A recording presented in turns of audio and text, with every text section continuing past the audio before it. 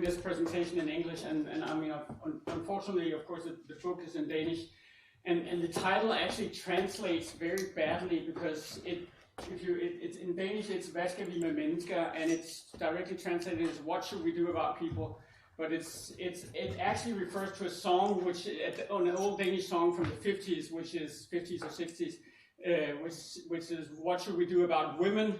They are only in the way, or something like that. And kind of everybody who's older than 50 or 55 years old knows this song and kind of refer to it. And it's actually, so there's an idea in the title, it's one of those very human things where when we hear something, we hear a song and we relate the title of the book to the song, and there's some connection, and so there's a human connection, and it's something that the machines would never be able to understand.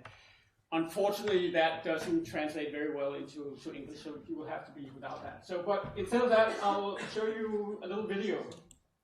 This is, let's see, it should start by itself. Yeah, there we go. This is from an American company called Boston Dynamics, and they kind of frequently they put out videos like this. They also have a robotic dog on 4 legs, and this, I think this came out last year or something like that. So what are kind of the emotions that go through your head when you see something like this? Just in one word. Human. Yeah, it's almost human, right? Yeah. What else? What do you feel? Spooky. Scary, spooky. Yeah. Anything else? I think of war. Huh? War. War. Yeah. Innovation. Innovation. Yeah. Anything else? I'm amazed. And amazed. Yeah. I think I've shown this video a couple of times, and I think I more or less always get kind of the same reaction that I also myself get when I see these videos. It's a strange combination of fear and fascination at the same time. And I think it basically comes down to the fact that these machines are starting to look like us. I mean, there's actually a robot that looks like this, but this other robot here, it's starting to look like us, and they're starting to become smarter than us in several different ways. This is from 2016, where Google's artificial intelligence AlphaGo beat the leading Go player in the world. And the funny thing is that they're smarter than us, but they're also they're starting to be in our homes. We can talk to them in our homes. We can talk to them on our phones. They're in our cars. They are in the surveillance cameras in our streets. They're starting to, because we've been talking about artificial intelligence for a lot of years, but now it's actually becoming real. We're starting to see these things. We also have robot vacuum cleaners and robot lawnmowers. So it's actually starting to become real in our life. So what happened? Well, first of all, as I said, the interesting thing is, this is one of the things that I spend quite a lot of time in my book writing about, is that AI, even though there's a lot of stuff happening right now, AI is definitely not a new thing. And if we go back in history, we can go back all the way back to Greek mythology, and Homer, the Greek poet, was actually described that Hephaestus, the Greek god of smithing, created a robot. Today we would call it a robot. The Greeks called it an automaton, called Thales, which was a bronze robot that protected Crete from enemies, and he would do that by kind of hurling big rocks at the enemies.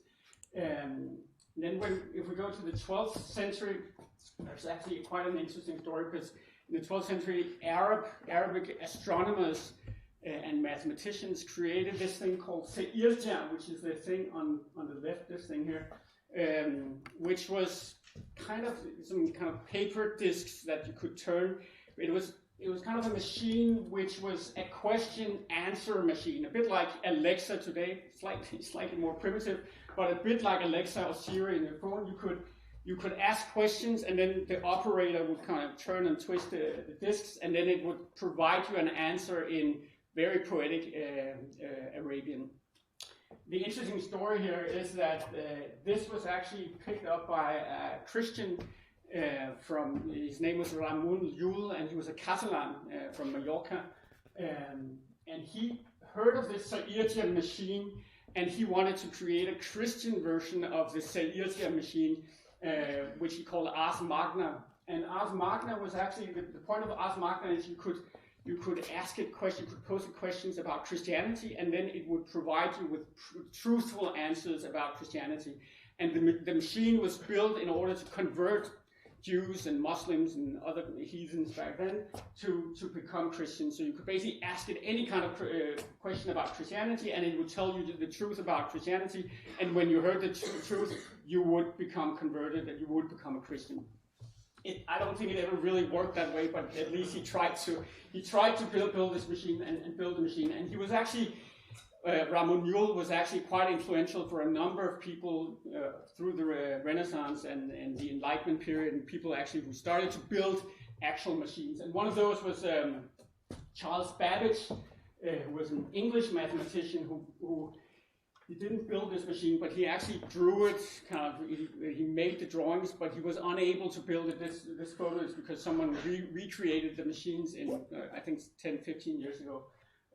But he drew this machine, which was called the analytical engine, which was the first mechanical computer, it was built to calculate logarithmic tables, which was something very important for the English Navy.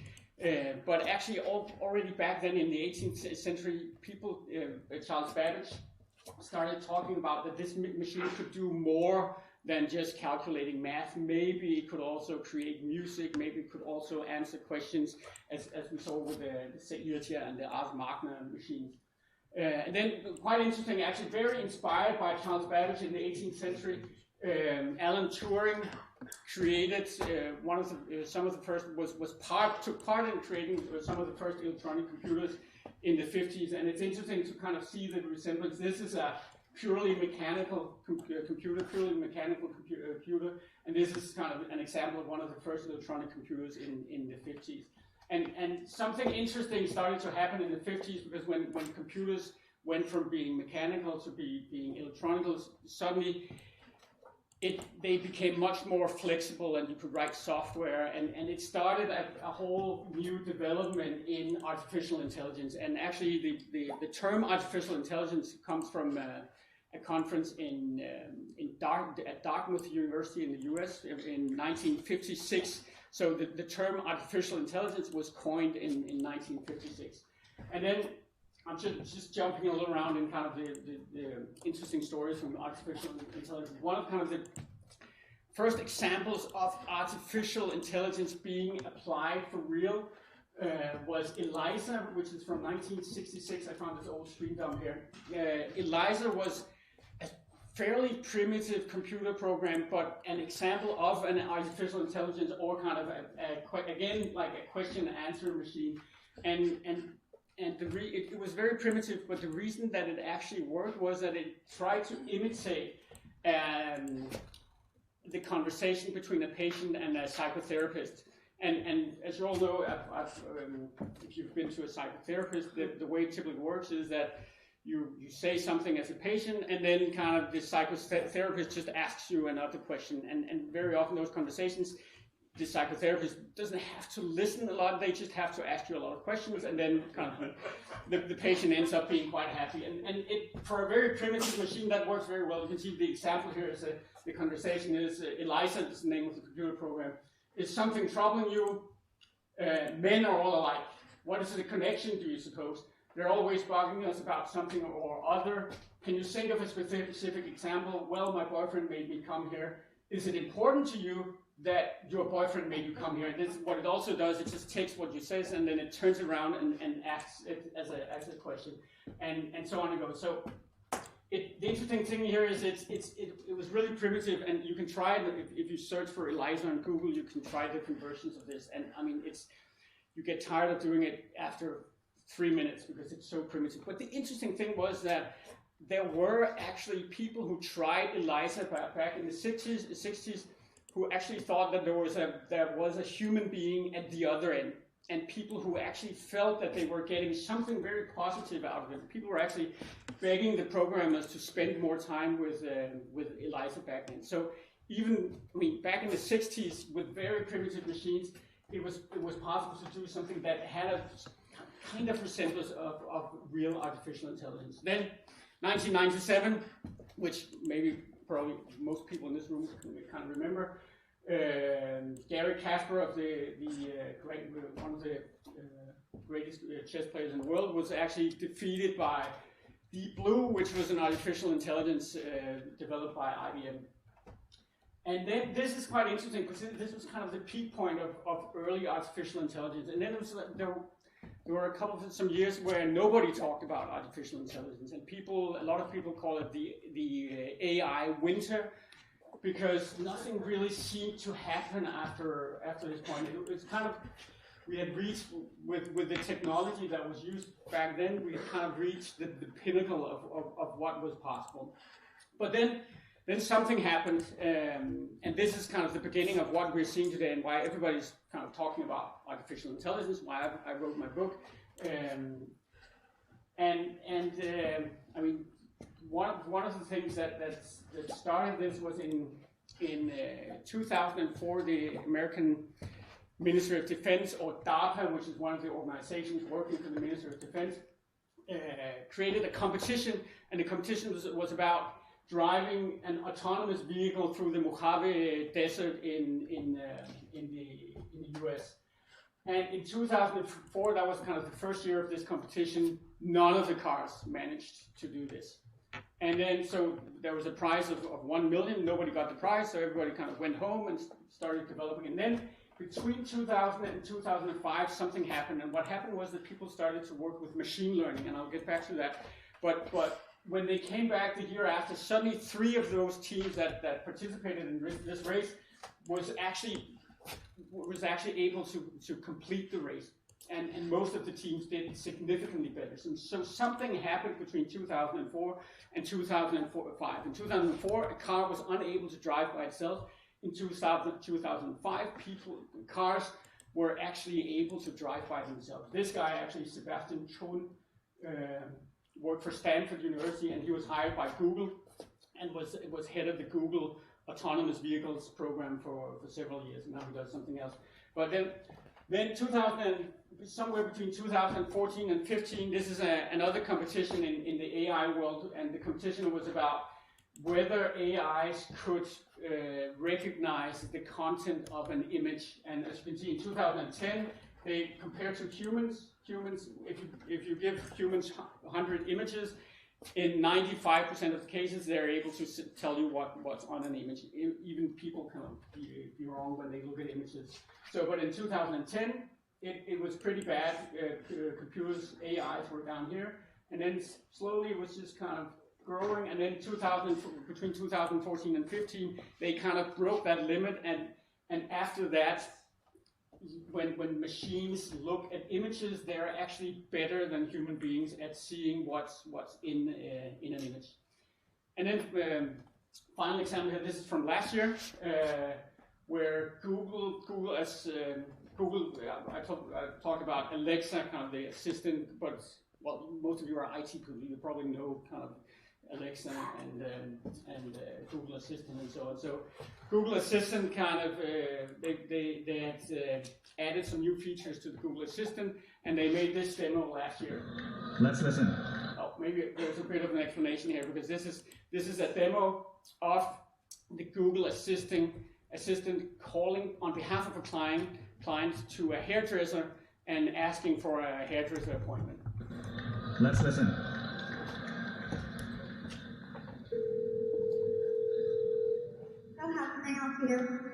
Hi, I'm calling to book a women's haircut for a client. I'm looking for something on May 3rd. Sure, give me 1 second. Sure, what time are you looking for around? At 12 p.m. We do not have a 12 p.m. available. The closest we have to that is a 1:15. Do you have anything between 10 a.m. and 12 p.m.? Depending on what service she would like. What service is she looking for? Just a woman's haircut for now. Okay, we have a 10 o'clock. 10 a.m. is fine. Okay, what's her first name? The first name is Lisa. Okay, perfect. So I will see Lisa at 10 o'clock on May 3rd. Okay, great. Thanks. Great. Have a great day. Bye. Right. So kind of a slight step up compared to Eliza. So basically what happened here is the change, as I said, kind of what's been happening for the last 10, 15, 20 years is this change between what's kind of people in the AI field called GoFi, which is good old-fashioned AI, which is like how the chess machine that built Kasparov and Eliza was built this way, where you kind of deduct rules, where people are actually creating rules based on what's in the head of people. So if you're creating a chess computer, you talk to chess champions and say, how do you play chess? And then you try to deduct from that, saying, well, so what does that mean? How can we kind of translate into that translate that into rules? And then you program those rules into a computer. And that can take you quite far. You can actually create an artificial intelligence that can beat Garry Kasparov in chess, but it reaches a certain limit where you can't really where you can't go further. And especially when it comes to things like perceiving the world, seeing what's in the world, listening, talking, all those things that we as human beings do quite intuitively, that just takes so much data and so many rules that it's really impossible or really difficult to do this way. And this kind of is the paradigm that we're in right now, which is machine learning, where it's rules inducted by machines looking for statistical correlation in large data sets. So it's basically, instead of creating rules, we just throw data at the machines and say, well, find your own correlations in data, figure out what's in the data, in this data, and create your own rules. And it's a little abstract, but I'll just show you an example which shows it really well. So if we're talking about hand signs, so this is a hand sign and this is a hand sign, how would we tell a computer the difference in a good old-fashioned AI way? Well, then we would have to tell the computer what is a hand, and that's quite an abstract thing actually. What is a hand and what is a finger and what's the hand sign and what's the difference between this hand sign and this hand sign? So there would be so many different, maybe thousands of different rules that we would have to kind of code into a computer to tell it the difference between those things. So why not throw some machine learning at it? And that's what I'll try to do right now. This is live on the internet. This is it's built on, Google has something called TensorFlow, which is their kind of AI, open source AI that they put out in the open, and then people can do all kinds of applications on top of it. And this is a very simple image recognition system. And what I'll do here, I'll teach it a couple of hand signs, and I'll need you as a magician. I'll need you to help me with some hand signs. So please, hand signs. What kind of hand signs do you know? Thumb. Yeah. Yes. This one. What is it called? Thumbs up. Thumbs up. Okay. Anything else? This one? What is that? Cool. Huh? Cool. Cool, yeah. Or hang loose, as surfers would say, I guess. Cool, and anything else? Yeah, of course. Okay. None of you, of course, picked the dirty ones, but that's happens sometimes. It's okay. So what we do here is now we train it, so we throw data at the machine learning, at the neural networks down here. So first of all, it's thumbs up. So I'll teach it what thumbs up looks like, and I'll simply just do that by showing it. And you see, now it's training, and I'm trying to give it kind of different. It's big thumb, small thumb, and now it has like 300 examples, which is fine for this purpose here. And then we had cool, which was that's a little difficult, yeah. Yeah. And it's very fast here. Yeah. Cool. So cool. Thumbs up. Cool. So sometimes the sound is a little. Thumbs up. Thumbs up. Cool. Yes. Cool. Thumbs up. Thumbs up. Thumbs and up. then we have the okay. Cool.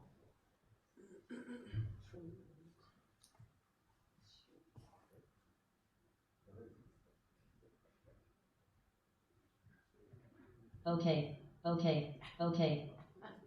Cool, cool. Okay, okay. Thumbs up. Okay.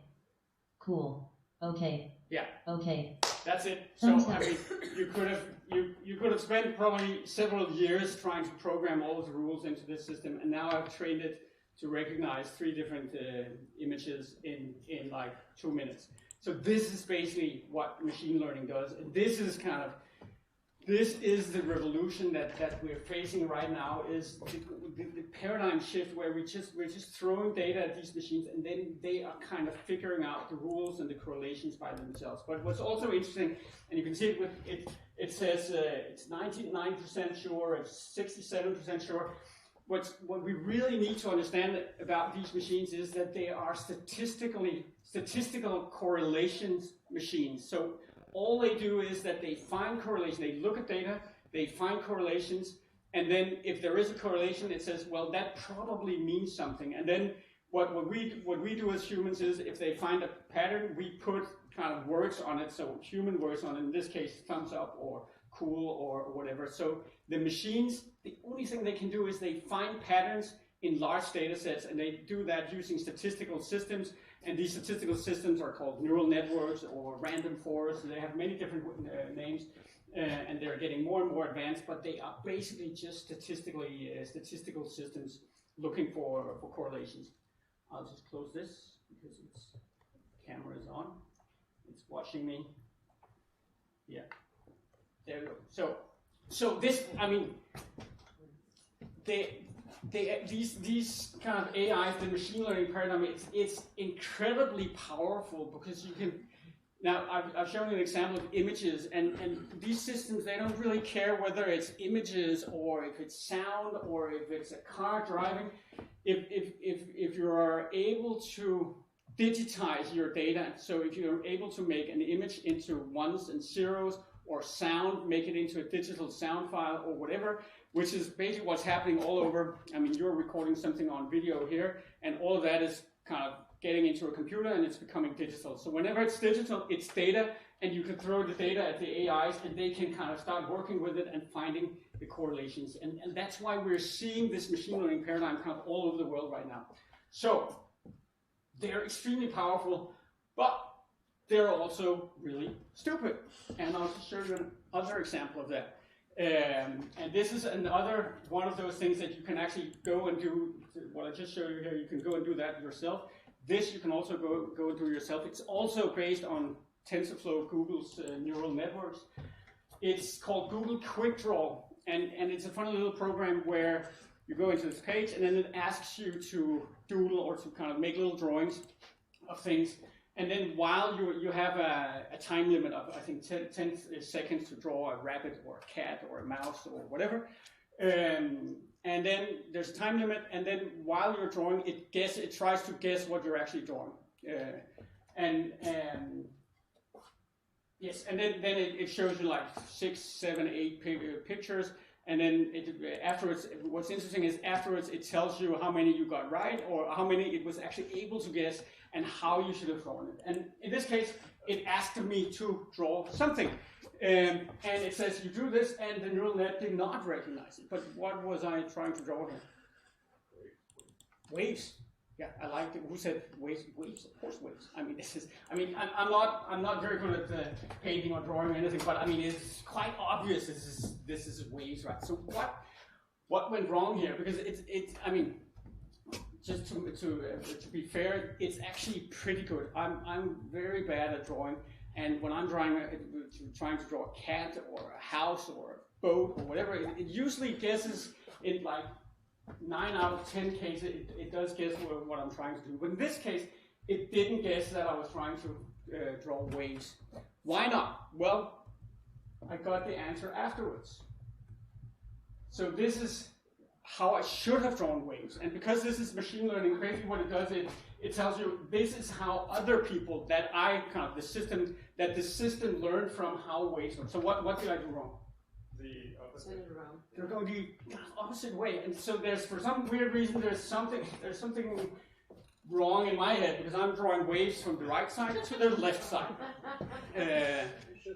But most people do it from the left to the right. I don't know if this is what most Westerners kind of right in this way or whatever, but I mean, so most people do this, and I do it the other way.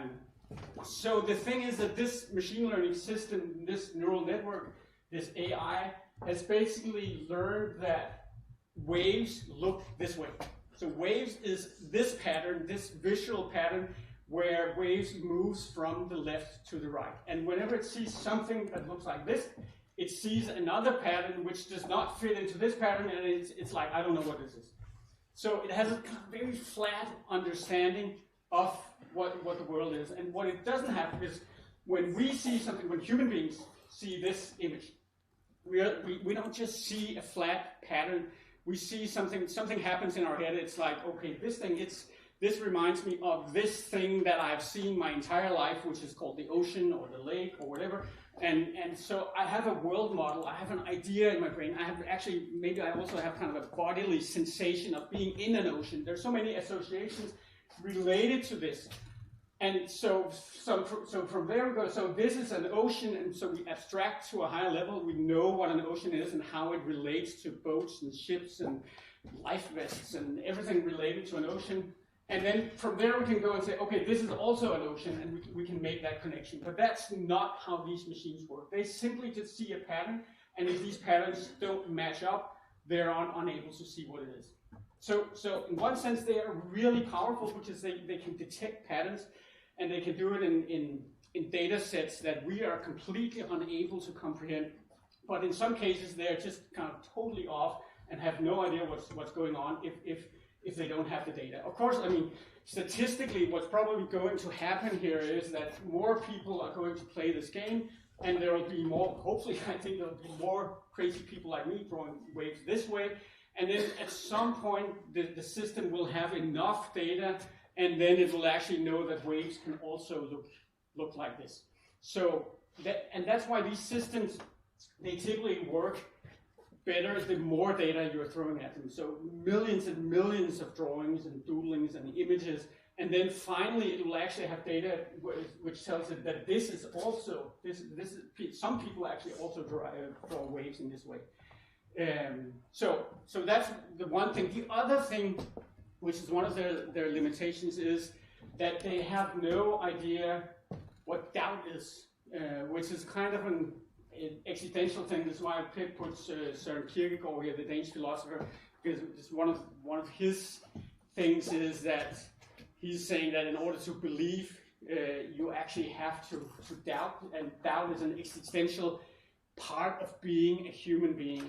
And I find that quite interesting, because here we have the philosopher saying that doubt is one of the most kind of human things, and one of the things that these machines are unable to do is to doubt anything, because they always have an answer. So if you throw data at them, they will always find an answer. Sometimes the answer will be I'm 67% sure that this image is Søren Kierkegaard, or I'm 30% sure that this image is Kant, or something like that, which sounds doubtful, but it's not doubt, because they always know that they are 67% sure that this is Søren Kierkegaard. So and this, one of the things that we people are able to do is that if we think of something in the world, we can always say, well, this is my opinion, but I'm actually in doubt.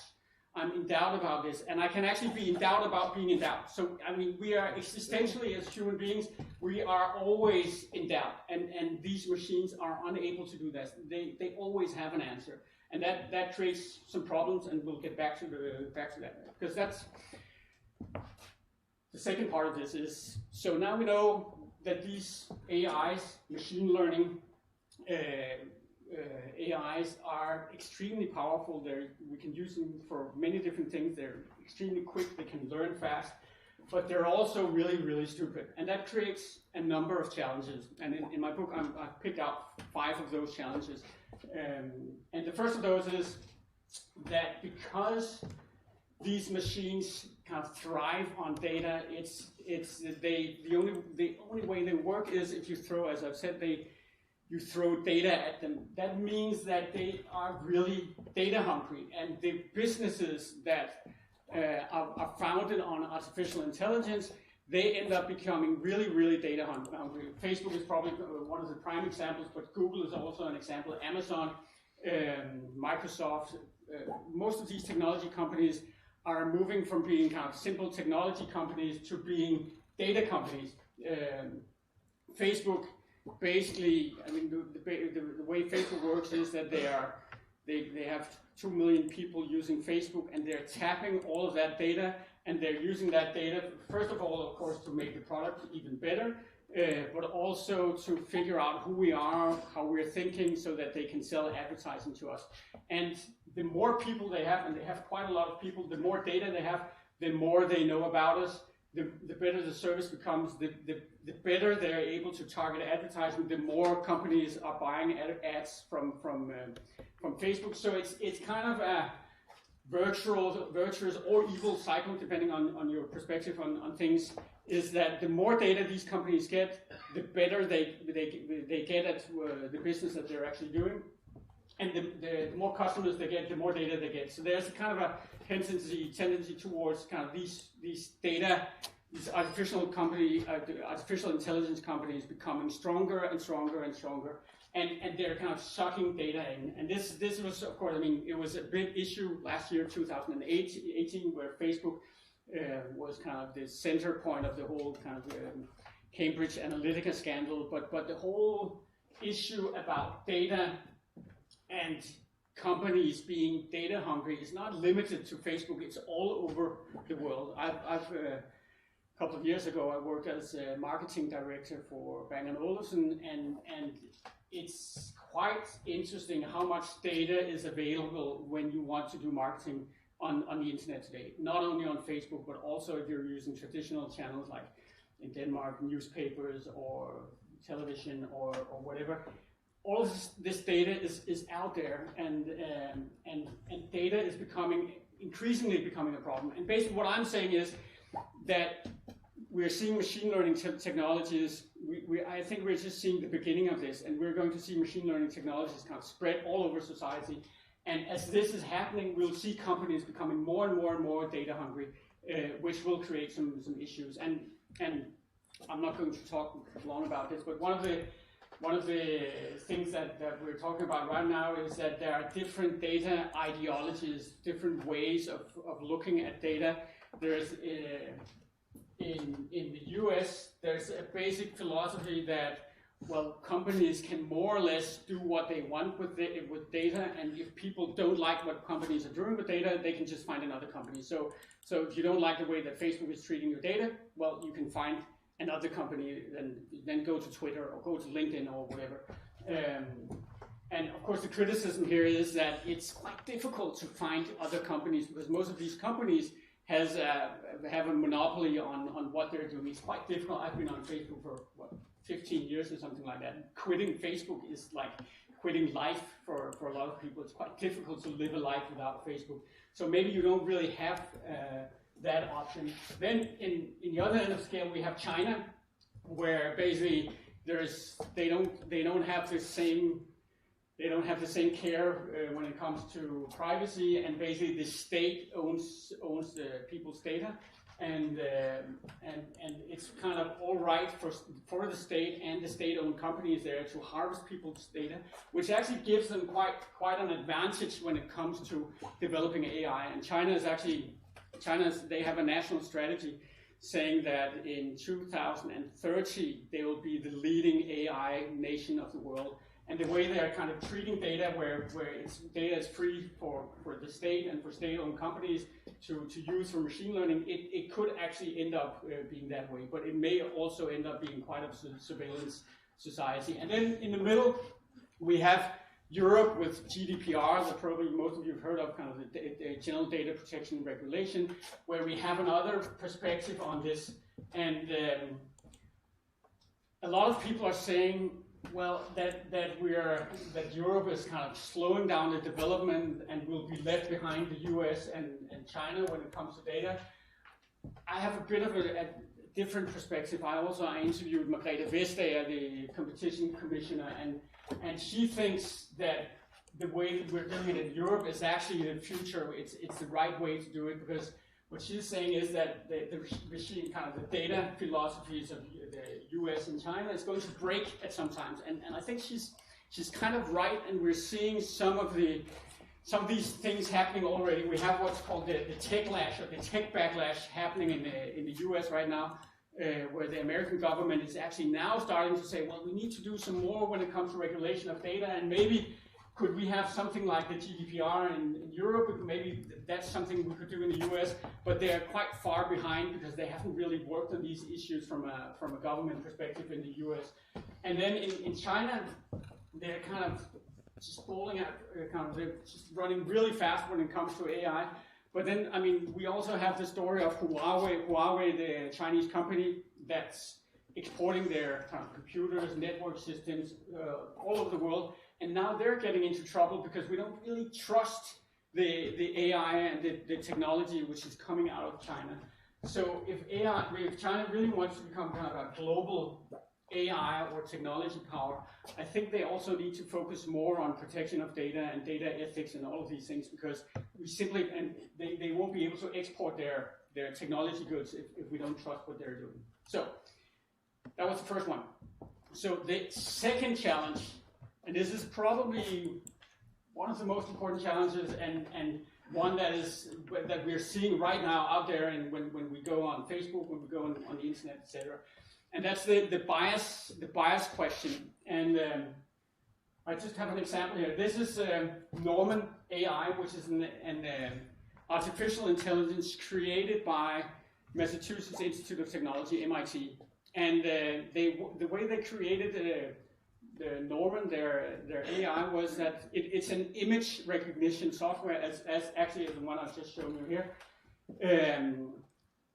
And the way they've created it is that they've trained it on a very specific data set. So they went to a social media site called Dig, and on Dig there are many different forums where people talk about many different things, and they found very obscure, kind of a very creepy part of Dig, which they haven't told. They told the world that they couldn't tell the world which social community it was on Dig, because it was so horrifying. Because this place, it was a community on Dig only talking about war, rape, people getting killed,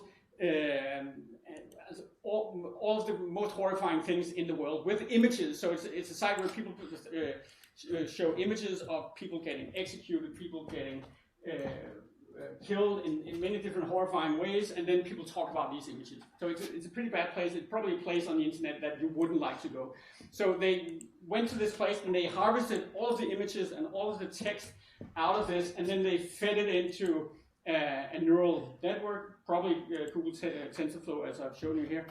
And then they they built the image recognition AI on the data from Dig. So the only images that it ever saw was horrifying images from the internet.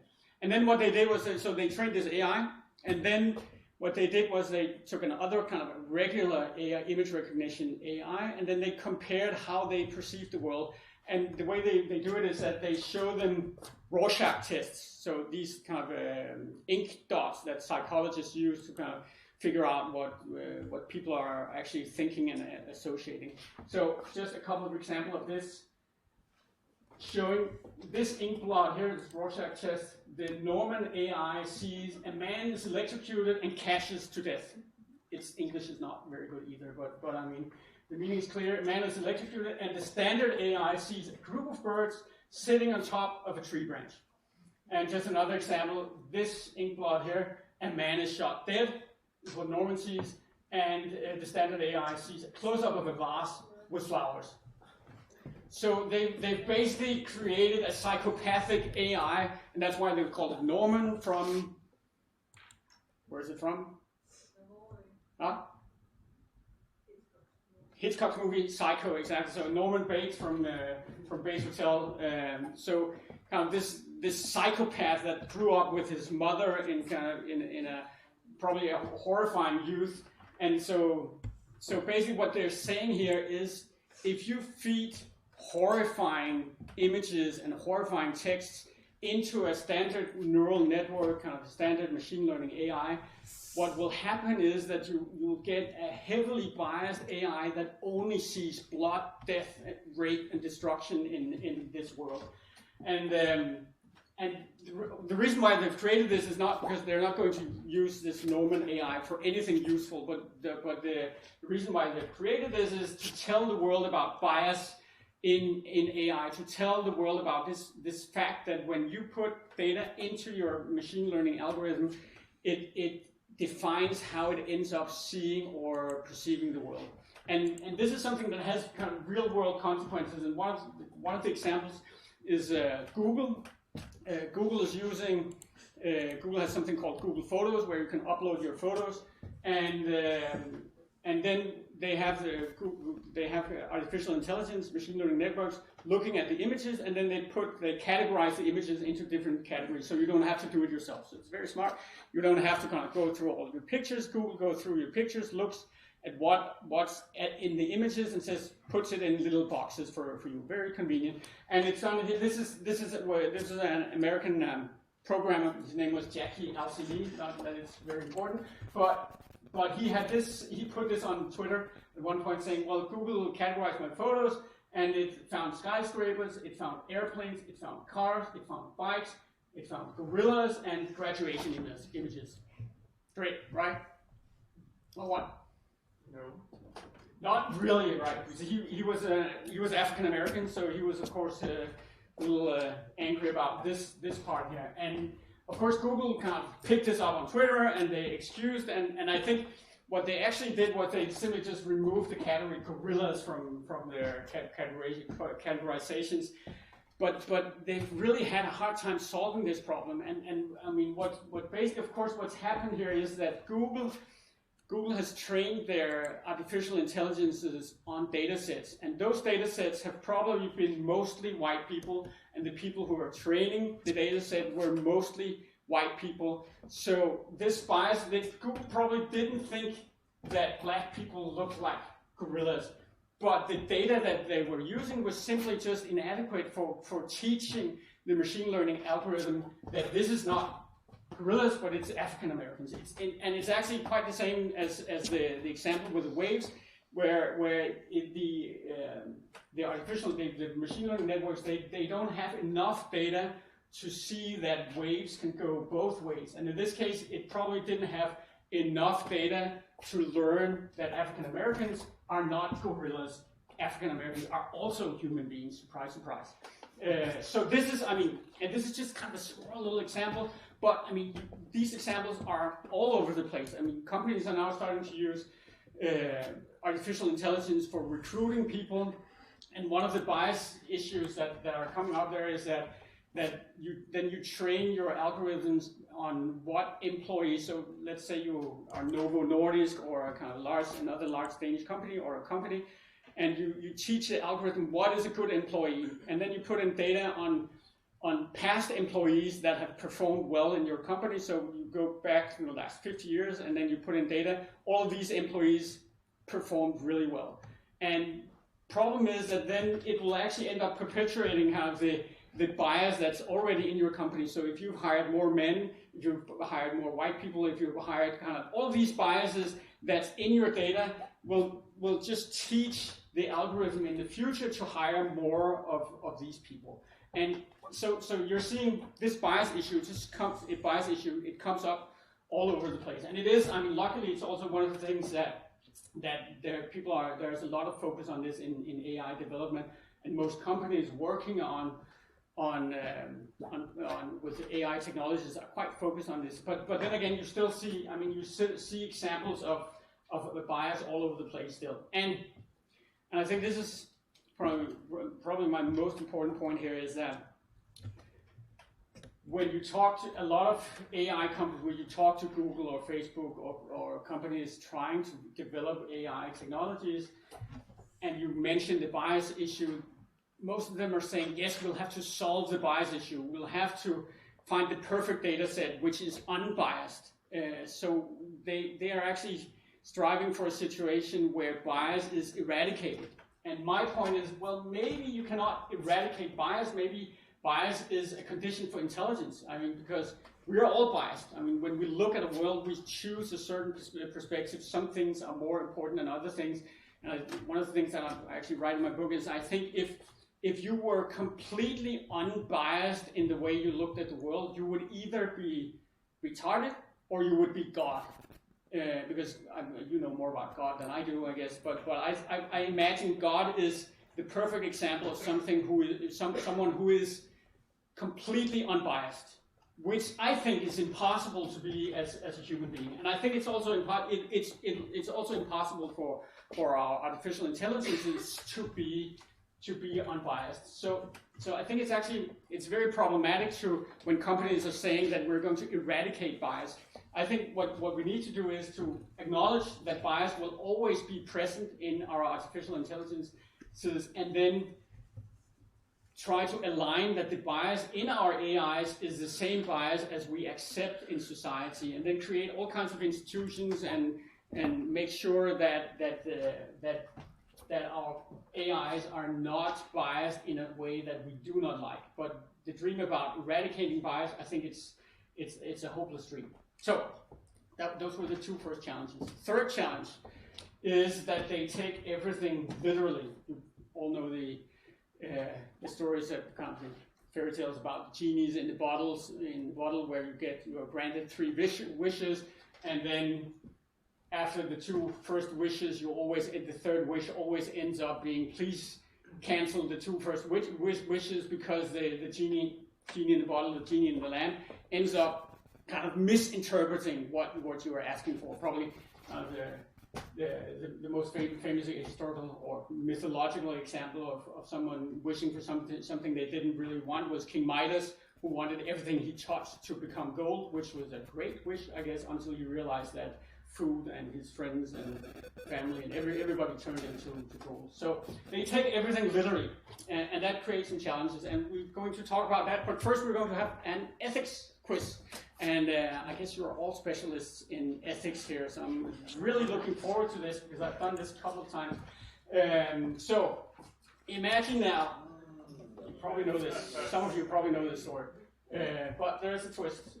So now you are the person here at this kind of handle here, and there's a trolley kind of coming down these tracks. And it's kind of, suddenly the brakes, something is wrong with the brakes, so it's just kind of running ahead. You can't stop the trolley. And so if you don't do anything, it'll just kind of continue going straight forward, and it'll hit 5 people, and they can't run away. It's in a tunnel or something like that. And so they're killed. They will be killed if you're passive. But then finally, in kind of the last minute, you realize you can pull the handle, and you can divert the trolley onto another track and kill 1 person instead. How many people here, put up your hand, would prefer to be passive and kill 5 people? All right, there's 1. And how many? 2. And how many people would be choose the active decision and then just kill 1? Unbiased. Depending on the age of the one. Yes, and this is where it of course becomes interesting, because then there's age, and what if it was the prime minister or important people or women or men? Right. And I think actually the same scientists at MIT that created the psychopathic AI, they also created something called moral machine that you can also go into a test, where they've done this for autonomous cars, and there you can actually, you're asked to rate whether you would kill the old person or the young person or the dog, or you would prefer to be passive or active, or all these kind of different scenarios. And it turns out that in our part of the world, we tend to save the Western part of the world, we tend to save the young, whereas in the Asian part of the more eastern part of the world, they tend to save the old. So it really depends on where you're from. Okay, so, but most of you would prefer to pull the handle and kill 1 person. So what about now? Imagine you are a doctor at a hospital, and you have 5 very sick patients, and they're all going to die within 24 hours. And they all need an organ, and it's a different organ, so heart, liver, different different parts of the body, and they're all going to die. But now, now you see this nurse, and she's young, healthy looking, so you just kind of put her down with some medication, you cut her up, take her organs, and you put them into these 5 deadly sick patients, and they survive, she dies. So, how many here would...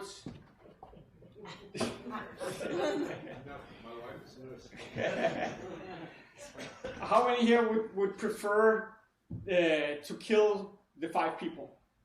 No, kill one person and make an active decision and save one person. I'm getting all this right.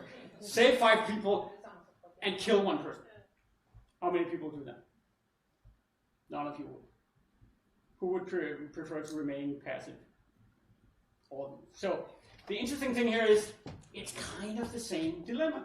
And it's one of those, and I'm not saying something is right, something is wrong here, because it's a true ethical dilemma, and the trolley problem, as it's called, was actually invented back in the 60s by an English philosopher, a woman named Philippa Foot, and she was talking about abortion issues actually, and then she was using this example here. But the interesting thing here is it's an ethical dilemma. There isn't really a right or a wrong here. And the thing about ethical dilemmas is that it's something that these types of people, philosophers, have been talking about ethical dilemmas for thousands of years, and they haven't been, the thing about ethical dilemmas is that we've always kind of agreed to disagree. So we can go into a discussion about ethical dilemmas, and then we can kind of leave the discussion saying, well, we didn't agree, but humanity will still survive for another 1,000 years, even though we're not, because in kind of overall, when we go through our daily lives, we as human beings, we have an ethical compass, which means that we end up surviving, society goes on, everything is more or less fine. But the problem is now we're seeing these things, autonomous vehicles kind of getting into the streets. We're seeing very soon, probably we'll start to see autonomous weapons in battlefields. And right now in Estonia, they're working on judges, kind of robot judges or AI judges. And all of these machines will have to deal with ethical dilemmas. The autonomous car may end up in a situation like the trolley problem. Autonomous weapons most definitely will be in a situation like this. Should I kill the terrorist and also kill 50 civilians, or should I not? Autonomous weapons will have kind of ethical dilemmas all the time. A judge, a robot judge, an AI judge will have these questions all the time as well. And the issue here is that somehow we need to put ethics into these machines, because they're going to make decisions. And they're not human. As I said, they're pattern recognition machines. They're very flat machines, so they don't really understand ethics in the way that we understand ethics. So somehow we need to put ethics into these machines. And this creates quite a problem, actually 3 problems. The first problem, of course, is what should the ethics be? And we're seeing examples of this in one of the AIs that are really kind of affecting our lives is the Facebook newsfeed. And Facebook has actually run experiments where they're kind of tweaking the newsfeed a little, and they can see that people are getting happier and they're getting more depressed, or they're buying more, they're buying less. So there are a lot of decisions on what the algorithms should do to us as people and society. And what should this ethics be? Should the ethics of Facebook right now, it's basically just making money, but should the ethics of Facebook be to create a better society or more educated citizens or whatever? We don't really know, and this is I don't have the answer here, but this is one of the things we need to figure out. And then the other thing is, who decides their ethics? Is it the programmers at Facebook who should decide how the newsfeed works, or governments, or people? Should it be democratized? Also a very good question. And then this is more of a technical question, and a lot of people are working on that. How do we actually get ethics into these machines? Because these statistical pattern recognition machines, they don't, as I said before, they don't understand ethics. They have no idea what ethics is. So my take on this is it's a little like the bias thing that I talked about before, is that we cannot solve ethics. And I think, again, one of the biggest, I hear when I'm reading about AI and people talking about technicians working on AI systems, they have this idea about ethics as something that can be solved. We just need to find out the right solution for what ethics is.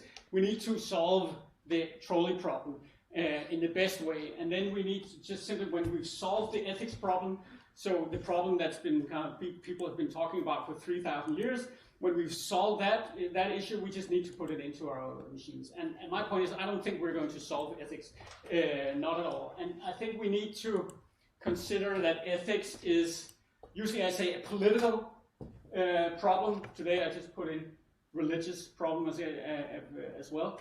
And it's not a technical problem. So, and what does that mean? Well, it means that we're unable to, when we're launching AIs into the world of autonomous weapons, autonomous cars, Facebook's news feeds, recruiting systems, all of these things, we need to realize that their ethics will always be imperfect. We will try to tell them about, well, if you're recruiting AI, well, then you shouldn't prioritize men over women, or you shouldn't prioritize white people over black people, or whatever. So you shouldn't be biased. You shouldn't be unethical. We can try to kind of get close to something that we think is ethical, but we always need to understand that it can change, and it needs to change, and it can be wrong, and we need to. So which means that just like a democratic society, because it's a political question, just like a democratic society, we need to be able to question AI. Which also means that they need to be open and transparent. So when Google is running their AIs, we need to really understand how are they functioning, how are they getting to the predictions and the conclusions they are getting to, and we need to be able to kind of ask questions, and as people, as citizens, as consumers, we need to be able to actually change these things. And so I think that's the most important conclusion here. If you conclude that ethics is unsolvable, then you need to, the next thing you're saying is, well, then you always need to be in doubt about your algorithms and always be able to ask questions to the algorithms. So, right. We are at challenge number 4. They are taking our jobs. And this is, of course, one of the things that people, there's a lot of talking, a lot of media articles about this, that now the AIs are taking our jobs. And so, but the big question, and this is a very big discussion among AI developers, but also economists, and etc. So are they actually, McKinsey, the consultancy, they created this statistic on what jobs are most likely to going to be automated by the future AIs. And what's quite interesting here is what McKinsey is saying is, well, some jobs are going to be really automated. So these jobs are probably going to be extinct in 10, 15, 20 years. And then there are some jobs that are not going to be extinct. So that are not going to be changed by change.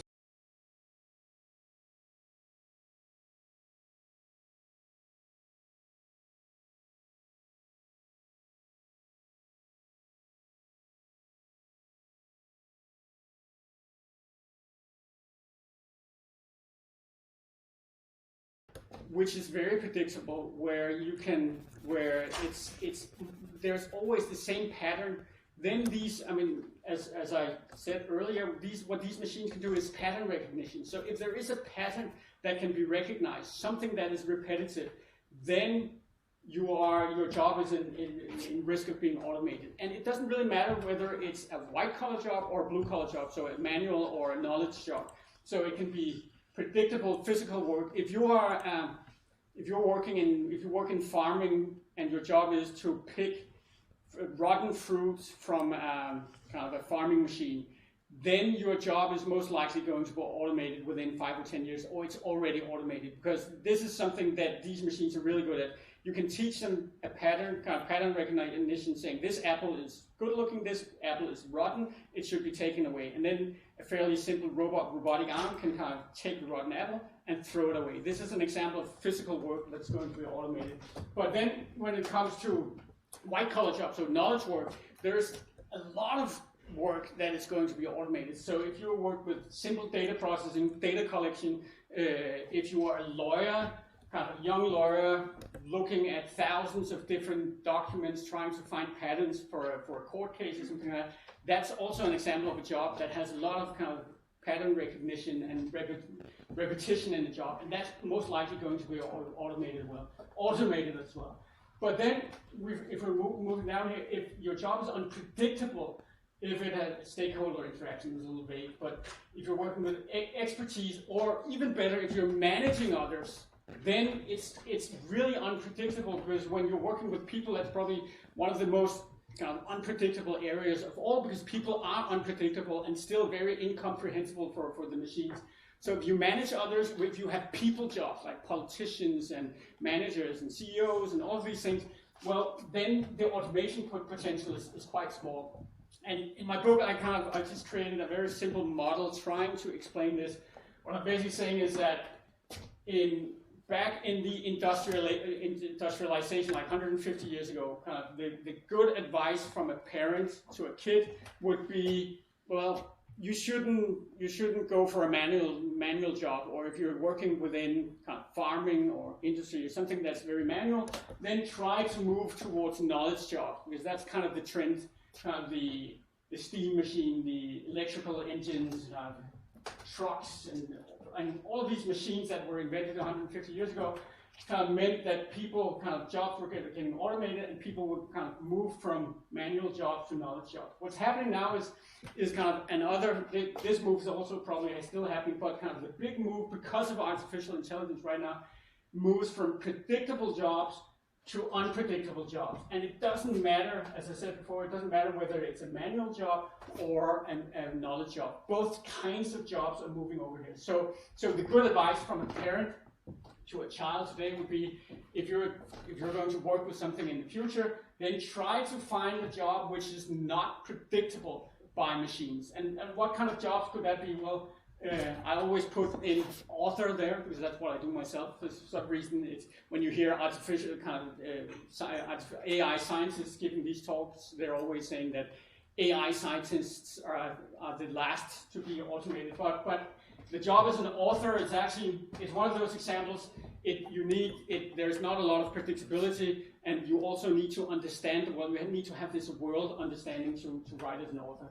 But what's interesting is, we already have AIs today writing texts, but those are very simple texts, probably kind of sports results or stock market results or something like that. So they are starting to be able to write texts, but actually writing a book is a completely different story. Then, of course, the kind of jobs out here, the people training the AIs, kind of building data scientists, that's also a job of the future. And then this is a very bad picture, I couldn't find anything better, but this is kind of the people, I call them Kentauers in my book, which is a combination, people who work with the AIs and use AIs to become even better at the jobs. So it could be graphical designers who are able to create graphical design much better, much faster, and creating more pictures, more images, whatever, using AIs. So the kinds of jobs where you have a strong professional skill, could be photography, or it could be writing, or it could be many different things, and then you combine that with using AIs. So you combine kind of the pattern recognition skills of AIs with the human skills of talking to other people, of abstraction, and all of these things that they're not good at, so kind of combining those things. And I think we're going to see a lot of those jobs in the future. So that's all kind of the knowledge job categories. And then we have the manual jobs that are unpredictable. There are a lot of those jobs. If you're an electrician coming to people's homes, everything, there's no real pattern there. Imagine a robot coming to your door, pressing the doorbell, opening the door, going through your door, coming up the stairs, saying hello, then finding the electrical installation, and then repairing the electrical installation. They are miles from being able to do that today, because it's really very unpredictable and never really kind of the same situation. So these are also kind of the jobs of the future. Then also here, the Kentaur job, where kind of machine and man starts melting together. And then finally, the barista, which is like my favorite example. Actually, what I'm saying is the barista is the future, because one of the things I think we're going to see in the future is as the machines are getting better and better at all of these kind of repetitive tasks, but they will still be really bad at doing the human things, kind of the human interaction. So I think in the future we're also going to see more human jobs, and we are already seeing this. I live in Copenhagen, in an area called Nørrebro, which is like one of the hipster areas in Copenhagen. And I mean, 20 years ago we didn't have baristas in Nørrebro, and now there's baristas all over the place. And there's a lot of little stores and shops opening up where it's all about creating coffee, creating liquor, creating kind of clothing, kind of by hand, and kind of selling it human to human. So there's kind of a return to this whole thing where human beings interact with other human beings. And I think that's also a very important trend for the future. Good. We are getting to the heavy question, which is also the last question, which is, what if they end up getting smarter than us? And this is probably kind of, this is the conversation that very often pops up in the media. I've also myself written quite a lot of articles about this. It's basically, this model shows it very well. Today we're out here somewhere where the IQ, if you can measure that in AI, is that the IQ of artificial intelligence is quite low. They're not really close to being humans in any ways. So imagine that this IQ is just steadily rising, and they're getting closer and closer and closer to being smarter than people. And there are people. I mean, when we look at the development in machine learning technologies right now, I mean, what I've said a couple of times is that they are powerful, but they're also really stupid. But some people are saying, if we're just throwing more data and more computer power at these machines, that at some point this difference between human beings and machines will disappear. And maybe there will not be conscious kind of human-like entities, but at some point their intelligence will be at the level of human beings. So imagine that someday, within 10 to 100 years, they'll reach a level where they're at human-level intelligence. So they're basically able to do the same things as we are able to do as human beings. Well, what happens then? Well, one of the things that we as human beings can do is that we can create artificial intelligences. So imagine one day we have AIs being able to create AIs. And AIs think really, really fast. They actually think millions of times faster than human beings. So if we get into this kind of self-reinforcing loop where the AIs are starting to build new AIs, and they will build new AIs, and they'll build new AIs, then what people are talking about is this intelligence explosion where the IQ line just goes poof, and they go from being as smart as human beings to being thousands of times smarter than human beings, whatever that means. That's also a discussion. And it sounds kind of crazy. Imagine a world where I mean, we've created a machine that's just thousands of times smarter than human beings. But actually, if you ask the experts, the people working within the field of artificial intelligence, then kind of the median expert prediction is that AGI is artificial general intelligence, which means that they are. It's an AI word for saying that they are as smart as human beings. That will happen around 2040. So 50% of the experts are saying it will happen before 2040, and 50% of the experts are saying it will happen after 2040. And then 50% of the experts are saying that means that in 2060 they'll be super intelligent. So not just as smart as people, but thousands of times smarter than people. So, and one of the things that's also discussed is this one, how steep this curve is. Some people are saying that, well, this will probably take a while before they get really, really smart. And some people, there's a guy, his name is Nick Bostrom. He's visiting Denmark today for a conference. I'm going to see him. He's a Swedish philosopher, and he's wrote a book about super intelligence and all of these issues here. And one of the things that he's saying is that this explosion here might not take 10 years, 20 years, 30 years. It may take a couple of hours, or it may take 2 days, or a couple of weeks, or something like that.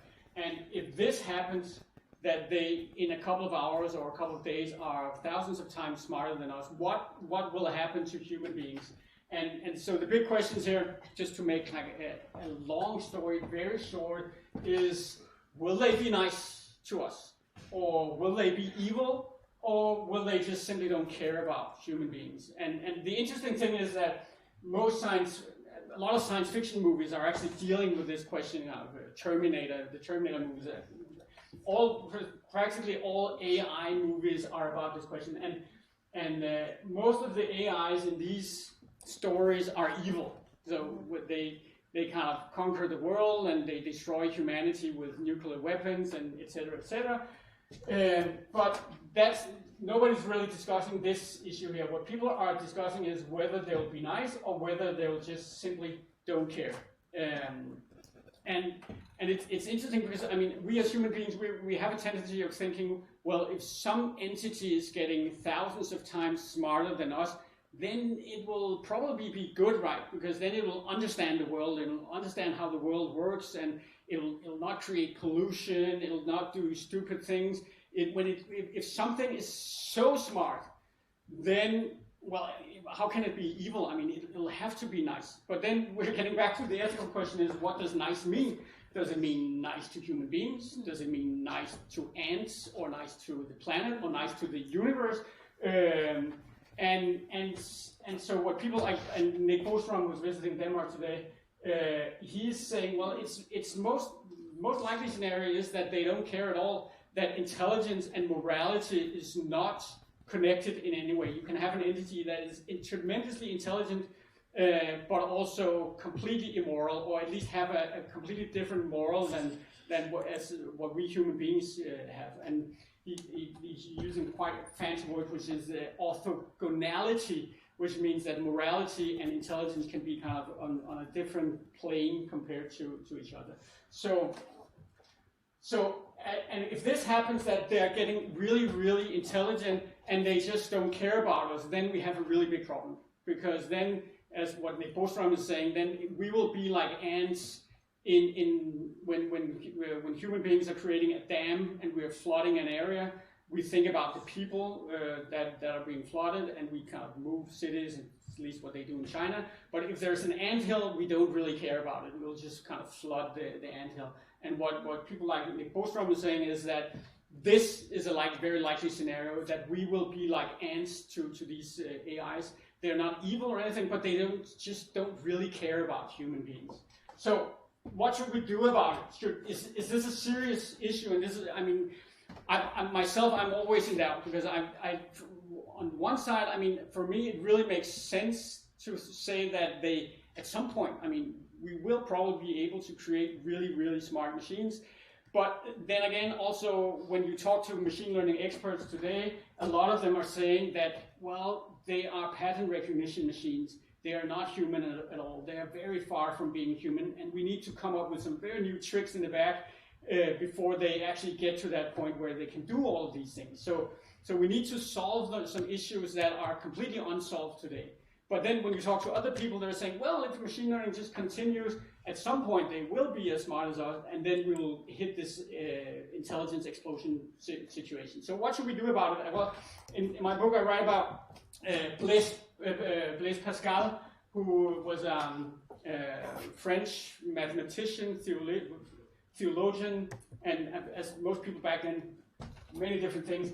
But he was, first of all, a mathematician, and he also believed in God, but he was his problem was he didn't see any evidence of God in this world. So he was a bit of a gambler as well. So he created a bet saying, well, let's see if we can come up with a rational explanation of what to do with this problem of God. I believe in God, but I can't really explain why I believe in God. And so he created, I don't think he created this matrix, but this is basically what he did. And so basically, there are 4 different things you can do. If you can choose to not believe in God, and then if God does not exist, well, good for you. Nothing really happens. You don't lose anything. You don't really win anything. So if you believe in God and God does not exist, then, well, you lose your bet, but it's a fairly small bet. You spend some time going to church. Maybe you pay some money to the church. In Denmark, we pay taxes, whatever.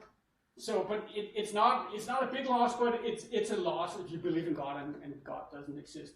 And then if you believe in God and God does exist, well, that's really great, because then it's eternal salvation. And then finally, if God exists and you don't believe in God, then you have a problem, because then it's eternal damnation, at least, I mean, back then in his days.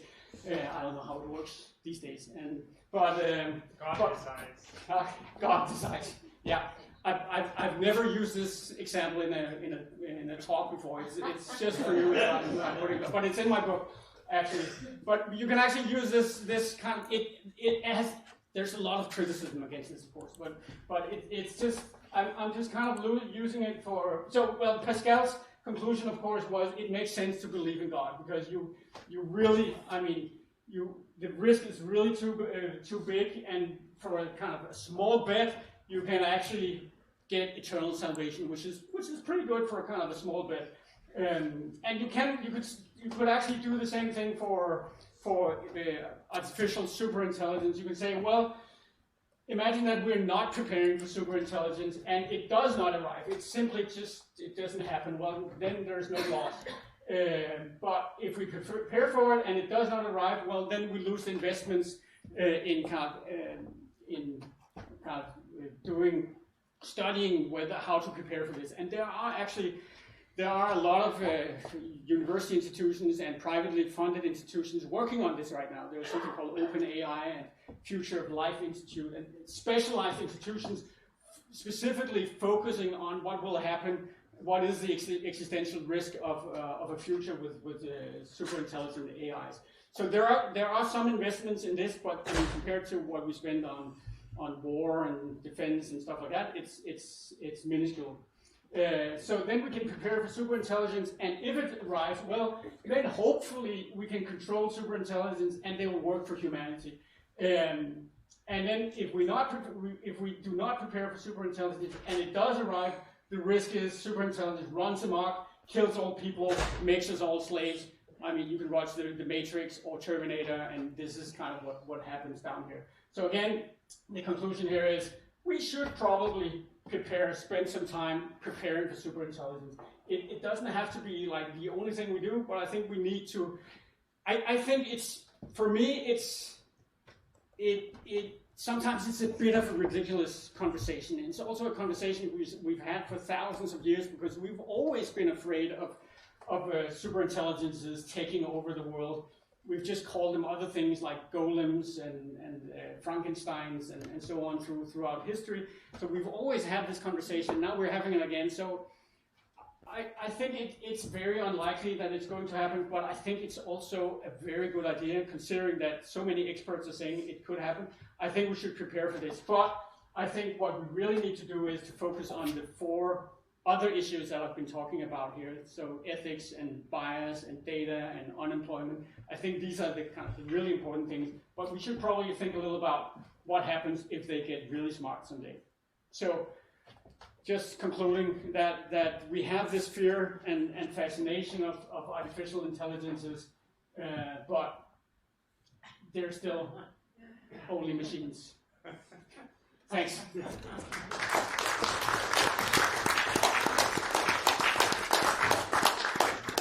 Was this a tour de force? I think it really was. I've been better prepared because I've read your book.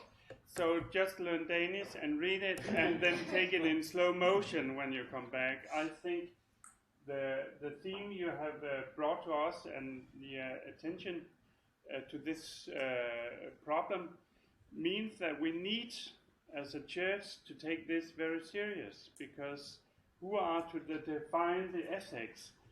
And as you talked, I just said, well, what is good ethics? We know that some things Sharia is, other things that it's other kinds of ethics. But we need really to discuss this, and the robots are here, and as you said in your book, I think that's very clever. This is a 27-year-old guy from Silicon Valley, or who should define what is put into the artificial intelligence. So Peter Svarre, thank you very much. Thank you. And please go on digging into this very, very important aspect. It's also really a field which is a matter of the church. Thank you. Thank you.